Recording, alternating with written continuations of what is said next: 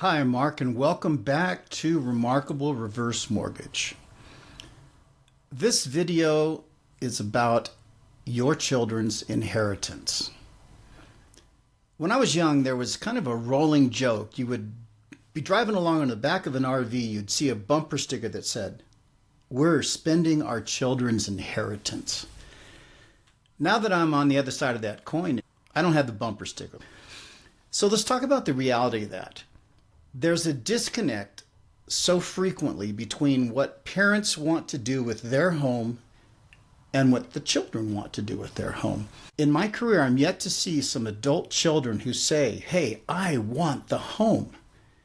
All of them are interested in what will happen with the home.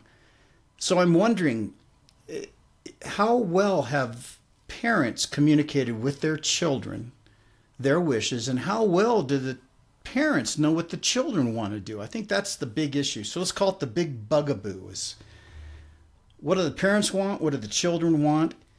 And how can that be resolved in the living years, as that great song says? This video is based on a guest article by Mr. Shannon Hicks. He's the publisher of Heckam World. He writes some great stuff. I think he handled this one really well. And if you want to read his article, you can access it on Remarkable Reverse Mortgage. One of the first things he says is the disconnect between parents' inheritance plans and reality.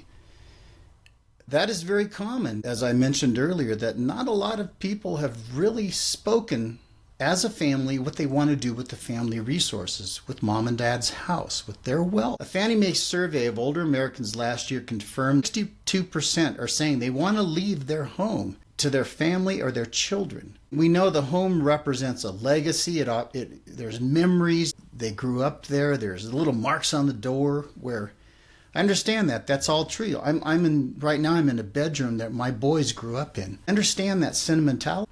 Let's talk about the reality. If you've ever had a parent die, or your spouse has had a parent die and had gone through the probate, through the will process, the disbursement of wealth, things can go bad. It can turn families into adversaries. It can separate siblings. There are better ways to do it. One of them is, of course, is to be very clear in your estate planning. We're doing that. We've communicated with our children. We continue to as the years go by, and listen to what people are saying, and that's why I'm sharing that with you.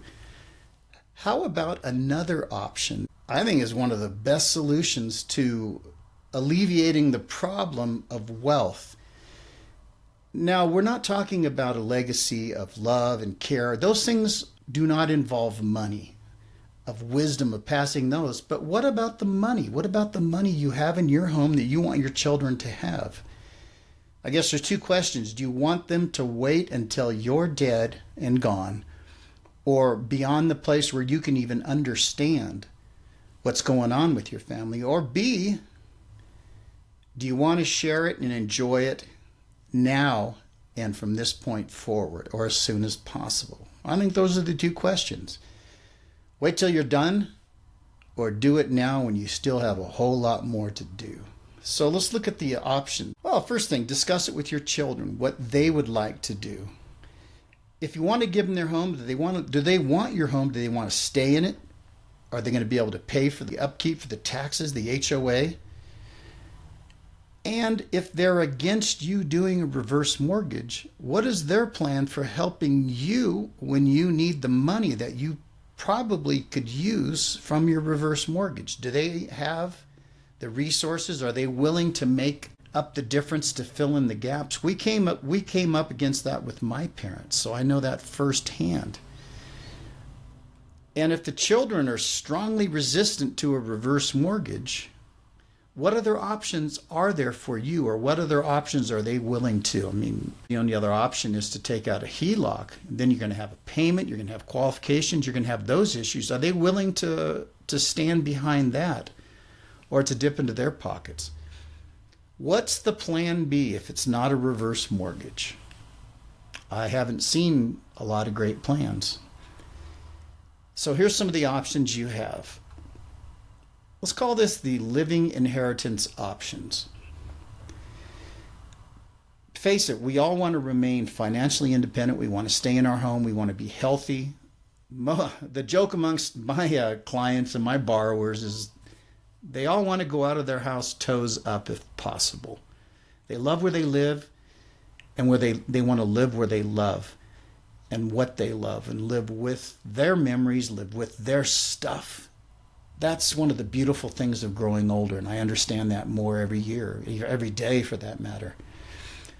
What about passing on some wealth now when it can benefit those that you love and you can enjoy watching and enjoy it with them? How about passing on gifts while they're alive?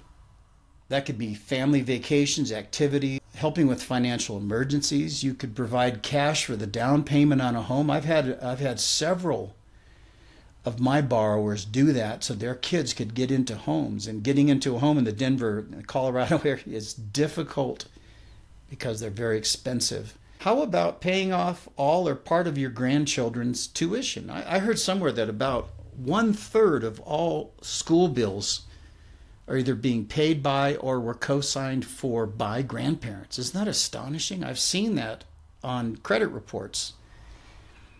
How about making contributions from your house wealth to charities or causes? Do you know the tax planning advantages? That's pretty important to know that. I would inquire with your accountant or with your financial advisor. Look into that one. The tax advantages of giving away gifts now. And as I mentioned, bypassing conflicts. Because there's fewer conflicts when you're involved in it and you can mitigate and you can say, I'm going to share this with you. You can have that and we're going to do that. Well, you're really talking about money. What if you helped pay down your children's mortgages? You can accelerate a 30-year mortgage many, many years by paying down principal. Look into that. That's something that they probably will not be able to do because the extra cash isn't there.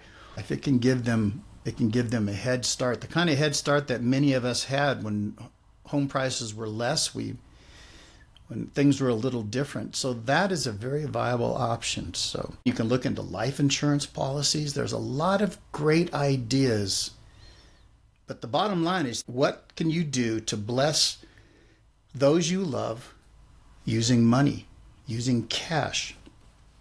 Because with a reverse mortgage, you can use and not lose what you have. You can stay in your home, but that doesn't mean every dollar of equity needs to stay in your home until you can no longer live in that home.